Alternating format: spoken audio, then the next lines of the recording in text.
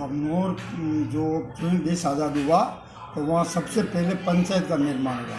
तो वो नाथद्वारा तहसील में कमनौर एक पंचायत थी, उसके अंदर कम से कम 40 गांव थे, जिसके अंदर इधर करौली, घोड़स, नेड़ास, वाटी, कदमाल, ये सब उस कमनौर पंचायत के अंदर थे सबसे पहले। तो कमनौर के अंदर लोगों को बुलाते थे और हाथ खड़ा करके सरपंच साहब बना देते थे। दोस्तों, मैं हूं मनीष पालीवाल। अभी जिन्हें आपने देखा और सुना वो थे मेवाड़ के जाने माने समाज सेवी पूर्व सरपंच साहब श्री एकलिंग लाल जी लोढ़ा साहब। एकलिंग जी का निधन 18 अक्टूबर 2021 को मुंबई में हो गया। आज वो हमारे बीच नहीं है, लेकिन उनकी कही हुई बातें इस वीडियो के रूप में हमें राह दिखाती हैं और उस दौर के बारे में बताती हैं कि वो पंचायती राज के चुनाव किस प्रकार लड़े जाते थे। 1956 में जब हमारे देश में पंचायती राज कानून लागू हुआ और राजस्थान में पहले चुनाव हुए, उस दौरान सरपंच बनकर एक अलग ही छाप छोड़ने वाले एकलिंग जी ने निरंतर 17 वर्ष तक वाटी ग्राम पंचायत के सरपंच के रूप में अपनी शानदार सेवाएं दी और उसके बाद वो जैन समाज में सक्रिय हुए। जैन समाज में भी उन्होंने मेवाड़ संघ मुंबई, कड़िया संघ और अन्य बहुत सारे संघों के साथ मिलकर समाज के लिए बहुत सारा अच्छा कार्य किया। आज वो हमारे बीच नहीं हैं, लेकिन उनकी यादें हमेशा हमारे साथ बनी रहेगी। आप जो ये इंटरव्यू देख रहे हैं, ये इंटरव्यू हमने 2020 के अंदर मेवाड़ संघ मुंबई के तत्कालीन अध्यक्ष श्री किशन जी परमार, महामंत्री रोशन जी बड़ाला के नेतृत्व में गौतम मुनि जी महाराज साहब का मेवाड़ भवन गोरेगांव में एक चातुर्मास करवाने के लिए यात्रा दल जब गया था, उसी दौरान एकलिंग जी हमारे साथ थे और फ्री वक्त में हमने उनका ये इंटरव्यू लिया था। उस जमाने के अंदर अम्बालाल जी पालीवाल करके थे कमनौर के अंदर, उनको वो प्रथम सरपंच बनाए। उसके बाद फिर उसकी 2 पंचायतें बनी, एक मचीन में और एक कमनौर में। तो मचीन में उधर सबसे पहले बाबूलाल जी पालेचा करके एक सरपंच बने। ये अब रहा फिर उसके बाद मतलब फर्स्ट इलेक्शन हुआ शायद कौन से साल में, मतलब 52-53 में हुआ होगा फर्स्ट इलेक्शन, 1952-53। हाँ, 1952-53। तो उस वक्त क्या हुआ कि नाथद्वारा तहसील जो पहले उदयपुर जिले में ही थी, मतलब राजसमंद जिला उस वक्त नहीं बना था, तो उदयपुर जिले में थी। तो उस वक्त नाथद्वारा पूरी तहसील जो जिसके अंदर अभी हमारे इधर के गांव मतलब वाटी, कदमाल, ये जो भूताला, ये गोगुंदा तहसील में चले गए, लेकिन पहले नाथद्वारा तहसील में हुआ करते थे। उस वक्त सबसे पहले एक तरफ खड़े हुए शिवरती महाराज, उदयपुर के जो शिवरती महाराज थे, और एक तरफ इधर हुए थे नंदलाल जी जोशी मादरी वाले, मतलब 2 भाई थे। एक जमनालाल प्रजामंडल के आदमी थे, लेकिन उन्होंने कोई बड़ा चुनाव नहीं लड़ा, लेकिन नंदलाल जी जोशी, लेकिन वो उदयपुर दरबार का जमाना था उस वक्त, उनके सामने वो हार गए। तो उस चुनाव में वोटिंग के लिए प्रचार कैसे हुआ? दरबार के जो भाई थे वो खुद आते थे या क्या होता था? नहीं, उन्होंने हर पंचायत क्षेत्र, मतलब जो अभी आजकल की जो पंचायत क्षेत्र बड़े बड़े गांव है, वहाँ एक दिन आते थे, गांव के चौराहे पर बिराजते थे, तलवार हाथ वो उनके पास थी, और 500 मोहब्बरों को बुला करके, और उस वक्त नंबरदार वगैरह थे, वो चीज़ प्रथा थी अंग्रेजों के टाइम की, उन सबको बुला करके दरबार पधारे साहब, अभी इन्हीं को जीता है। प्रजामंडल के लोग आते थे, लेकिन उनको पहचानते बहुत कम लोग थे। तो चुनाव चिन्ह क्या था उस वक्त? कांग्रेस का था हल और बैल। हल और बैल कांग्रेस का चुनाव चिन्ह था। कांग्रेस का हल और बैल चुनाव। और सामने वाली जो पार्टी थी उसका? सामने वाली पार्टी का चुनाव चिन्ह था एक धूप का दीवाना जैसा होता ना, दीपक। तो ये कितने वोटों का अंतर रहा? ये मुझे याद नहीं, लेकिन बहुत बड़ा, क्यों होते एक तरफा वोट था, दरबार थे, इसलिए प्रजामंडल के नंदलाल जी को बहुत कम वोट मिला। तो आपका जो दौर रहा बड़गांव पंचायत समिति से, हाँ, आप काफ़ी सालों तक सरपंच के तौर पर रहे, तो उस समय किस तरीके से विकास कार्य होता था, क्या होता था? देखो, उस वक्त हमारे को तो श्रमदान करवाना पड़ता था। आज जो बजट आता है वो बजट नहीं था। मैंने मेरे गांव के अंदर रोड श्रमदान से बनवाई, 5 किलोमीटर के रोड के ऊपर 1000 रुपया स्वीकृत हुआ, और वो 5 किलोमीटर सांगड़ से वाटी तक श्रमदान के द्वारा। हमारे यहाँ स्कूल बनवाया, उसके अंदर गवर्नमेंट का कुछ नहीं, सब गांव के लोगों ने, क्यों बजट ही नहीं था उस वक्त उनके पास। मैं छोटी उम्र के अंदर ही विकास मंडल का अध्यक्ष बन गया था, गांव में था तभी। तो वहाँ मेरे को 900 रुपये में जो है कि कुआं खुदवाया, 900 रुपये में, और उसमें पानी भी आ गया। वो 40 फुट गहरा खुदवाया और पक्का पत्थर था, तो भी 900 रुपये में खुद गया, इतना कम था। फिर उसके बाद हमने सांगड़ से गाँवड़ा तक सड़क ली, तो हमारे बहुत कठिन पहाड़ियाँ थी वाटी और सगुन के बीच में, तो उसको हमने जो है 50 पैसे पर डे के हिसाब से, उस वक्त गवर्नमेंट रेट थी, पीरियड में 50 रुपये लगा करके फिर धीरे धीरे 60 रुपये तक, कभी 50 पैसों से फिर 2 रुपया हुआ, फिर 5 रुपया हुआ, फिर इस प्रकार से। लोगों को बजट नहीं था, गवर्नमेंट के पास पैसा नहीं था, देश आज़ाद हुआ था तो उनके पास पैसा था ही नहीं, आता कहाँ से। आज जो जितना अनाप शनाप टैक्स जमा हो रहा, उस वक्त कोई टैक्स के सोर्सेज नहीं था गवर्नमेंट के पास, तो पैसा आते ही कहाँ था, वो तो सब खुद का काम करना पड़ता था। इस वक्त आपकी कितनी उम्र है और कितने वर्षों तक आप सरपंच रहे? मैं 17 साल तक सरपंच रहा और अभी 83 मेरी उम्र है। उसके बाद में फिर समाज के कामों में जुड़ गया, तो फिर बचपन से ही आज दिन तक समाज के काम यथासंभव जितना हमारे से हो सकता है उतना कर लेते हैं। आपका गांव और बहुत सारी ग्राम पंचायतें पहले नाथद्वारा विधानसभा में आती थी, हाँ जी। तो ये निकलकर अभी वर्तमान में गोगुंदा में चली गई, उससे कितना नुकसान हुआ? उसमें देखो कुछ पंचायतें जैसे कड़िया, लोसिंग, भूताला, इनको उदयपुर नज़दीक पड़ता है, लेकिन हमारे जो इधर जमा हुआ काम था, या उदयपुर के अंदर और नाथद्वारा के अंदर आज से 10, 15, 20 साल पहले रेटें जो होती है ना ज़मीन की, उसमें बहुत डिफरेंस था। तो वहाँ तुलना हमारे उदयपुर जिले के उदयपुर सिटी के आजू बाजू की ज़मीनों से होने लग गई, हमारी ज़मीन तक।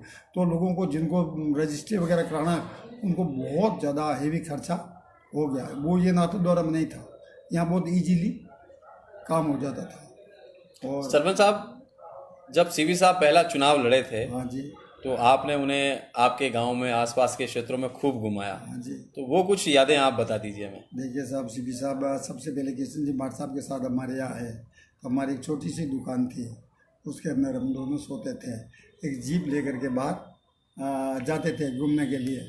और फिर सीपी साहब के ज़माने तक, सीपी साहब जब इलेक्शन में आए तब तक थोड़ी कांग्रेस मजबूत हो गई थी, और सामने थे जाला साहब, तो विजय सिंह जी जाला साहब शीशवी वाले। तो वो फिर सीपी साहब के साथ हमारे क्षेत्र के अंदर जो हमने तो बहुत काम किया था, तो मतलब 15 पंचायतों में कवर करता, हम साथ जाते थे 15 पंचायतों में, दिन भर प्रचार करके वापस शाम को घर आ जाते थे। इस प्रकार 15 दिन हमारे इधर बिताए सीपी साहब ने, 15 दिन फिर उधर कोठारिया साइड में, मतलब वो भी सब नाथद्वारा में ही पड़ता है, कोठारिया एरिया, इधर सारोल, इधर केसोली, करौली, गोरस, नेड़ाज, डेलवाड़ा, ये सब नाथद्वारा में पढ़ते थे। सरपंच साहब, आपके मित्र किशन त्रिवेदी जी को एक बार टिकट मिला था, हाँ, और उस समय कांग्रेस के ही लोगों ने बगावत करके फूल वाली कांग्रेस चलाई थी। हाँ। वो क्या मसला था? गांधी लगा कि अगर किशन त्रिवेदी नाथद्वारा में आ जाएगा तो फिर हमारी वैल्यू कम हो जाएगी। उसका मूल कारण ये था कि इसको एक बार हराओ, ताकि ये और इधर नाथद्वारा में खड़ा नहीं हुआ। तो उसका दुष्परिणाम ये हुआ कि दूसरी बार में हमारे सीपी साहब खड़े हुए थे, वो भी बाहर गए। अच्छा, हाँ, मतलब फूल वाली कांग्रेस इतनी चली कि पहले किशन जी त्रिवेदी को हरवा दिया गया, फिर और बाद में सीपी साहब भी हार गए। वो भी हार गए। ये फूल वाली कांग्रेस चलाने से, फूल वाली कांग्रेस को चलाने से कांग्रेस पार्टी को इतना 2 बार के एमएलए का। इसमें आरोप ऐसे भी लगे थे कि सीपी साहब का भी हाथ था। अब ये तो हमारे पास प्रमाण नहीं। हाँ, ऐसा सुनने में आया था। कोई किसी का भी नाम ले ले, हाँ। तो भी अभी कोई प्रमाण होना चाहिए। मैं कुछ बात कहूँ, उसके पीछे मेरे पास प्रमाण होना चाहिए। शिवदान सिंह जी जीते थे ये दोनों चुनाव? हाँ, दोनों चुनाव शिवदान सिंह जीते थे। अच्छा सरपंच साहब, आपने जैसे शुरुआत में बताया कि पहले जो सरपंच चुने जाते थे उसके लिए मतदान नहीं होता था, वो क्या प्रक्रिया होती थी? नहीं, मतदान होता था, बैलेट पेपर आते थे और उसके ऊपर छाप लगा कर एक बार 5 साल के ले वो तो गांव वालों को इकट्ठा किया और सबने इकट्ठा करके बोल दिया कि नहीं, लड़का ठीक है, काम कर रहा है, इसलिए इसको सरपंच बना दो। तो हमारे गांव की उस वक्त ज़माने में कोटड़ी हुआ करती थी, कोटड़ी कहते हैं, जहाँ गांव का एक गवर्नमेंट का मतलब जहाँ सेना रहता था, वो ऐसे ऐसे ही मतलब एक गवर्नमेंट का ऑफिस ही था एक हिसाब से। रजवाड़ों के समय की जो परंपरा थी। हाँ, वो मतलब वो रजवाड़ों नहीं, दरबार की तरफ से थी, हाँ रजवाड़ों की तरफ से थी, लेकिन खालसे के गांव कहलाते थे। अच्छा। तो हमारा गांव खालसे में था, तो वहाँ एक सेना जिसे कहते थे उस जमाने में वो रहता था। तो वहाँ सब बहुत बड़ा उसमें ग्राउंड है, गाँव वाले इकट्ठे हुए और कह दिया कि लड़का ठीक है, इसको बना दो सरपंच। मान दिया उन्होंने, कागज बन गया। फिर सेकंड बार में इलेक्शन हुआ तो फिर वो छाप लगे, मतलब बैलेट पेपर थे और छाप लगे। आपका चुनाव चिन्ह क्या था? मेरा चुनाव चिन्ह था मतलब वो घोड़े के ऊपर ही सवार था। अच्छा। हाँ। और आपके सामने जो चुनाव नहीं, लड़े, वो 3-4 थे। अच्छा, अभी उनका मेरे को इतना आपको कितने वोट मिले उस दिन? अभी ये तो बोलो खुला मुझे पक्का याद नहीं ना, अभी तो वर्षों की बात हो तो गई। जीत के बाद किस तरीके का जश्न हुआ गांव में? नहीं, बड़े आनंद से हमने तो कहा कि अपने को तो काम ही काम करना है, मतलब अपने को एक सेकंड की फुर्सत नहीं है कि किसी का बुरा सोचे, मतलब अच्छे करने को फुर्सत नहीं है तो बुरा काय को सोचे किसी का। ये मेरी ज़िंदगी में मैंने कभी ऐसा सोचा ही नहीं, कोई प्रतिक्रिया नहीं, दूसरे दिन काम पे लगो। अच्छा सरपंच साहब, जब कांग्रेस नहीं बनी थी, प्रजामंडल बना था, आप प्रजामंडल के जमाने से जुड़े हुए थे। मैं प्रजामंडल की मीटिंगों में अटेंड करता था। हमारे एक भानुजा के थे, जमुना लाल जी,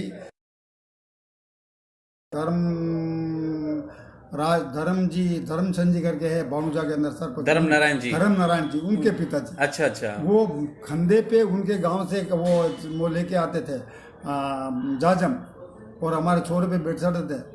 और अच्छा। एक मैं था, एक हमारे लोहार थे, वो हम मीटिंग करवाते थे वहाँ पर प्रजामंडल के टाइम में। ये कौन से सन की बात होगी ये अंदाज? तो सन 47 के पहले की बात है, यानी 45 के आसपास? नहीं 47 नहीं, 47 के बाद भी प्रजामंडल चलती रही, 47 और 50 के बीच की बात है। अच्छा, देश की आज़ादी के देश पहले। की आज़ादी के बाद भी प्रजामंडल चलते रहे। आपने मोहनलाल जी सुखाड़िया साहब के साथ काम किया, माणिकलाल वर्मा जी के साथ काम किया, तो कैसा उस समय एक दौर था और कैसा व्यवहार था उन लोगों का? उस वक्त गवर्नमेंट के पास और पब्लिक के पास पैसा नहीं था, उस वक्त करप्शन सोचने की बात ही नहीं थी, मतलब ये ऐसा जमाना ही नहीं था कि करप्शन जैसे आज लोग बोलते हैं इतने लाखों करोड़ों का करप्शन होता है, हजारों का करप्शन होता है। उस ज़माने में था ही नहीं पैसे, इतना करप्शन होता। फिर भी उस वक्त के लोग जो है ईमानदार ज़्यादा थे, तो वो हमारे साथ हमने पंचायत में काम किया, बुलाते, आ जाते, श्रमदान करवाते। आज जो लेबर 300 रुपये लेके काम करती है, उसे वो बिना पैसे वाले डबल काम करते थे। इतना आत्मीयता थी उन लोगों में, आज वो प्रेम नहीं रहा। आपके दो मित्र और थे, एक नाथद्वारा के कोठारी जी जो विधायक चुने गए, और एक रामकृष्ण जी पालीवाल जो ओडन के सरपंच हुआ करते थे। तो कोठारी जी के साथ उनका चुनाव भी आपने देखा था? जब लड़े भाई उनको साथ रहे, वो कोठारी जी एक बार जीते थे कुंभलगढ़ से, और दूसरी बार नाथद्वार से नमनीत जी पालीवाल के सामने खड़े होते तो हार गए थे। अच्छा क्या? अच्छा, रामकृष्ण जी तो हमारे उनके पिताजी को हम राणा जी कहते थे, तुलसीदास जी उनका नाम था, और वो तो हमारे को नाथद्वार हम जाते सबसे बढ़िया कुलिया के अंदर सबसे बढ़िया दूध वही पिलाते थे। तुलसीदास जी जटा रखते थे और बहुत अच्छे कार्यकर्ता थे प्रजामंडल के टाइम के, ओडन वाले रामकृष्ण जी के पिताजी। तो उस समय जो एक कदमाल और वाटी बहुत दूर और नाथद्वारा, तो फिर आपका आवागमन कैसे होता था? वो पैदल आते थे, ऊँट घोड़ा, सड़कें थी नहीं। सड़कें तो मैंने मेरे दूसरे कार्यकाल में बनवाई, सांगड़ से लगाकर गाँव गुड़ा तक। बाकी वाटी तो बड़ा डेंजर गांव था, मतलब चारों तरफ पहाड़ था, वो आने जाने के साधन थे ही नहीं, ऊँट घोड़े थे। 1950 से लेकर अभी तक आप कांग्रेस से जुड़े हुए हैं।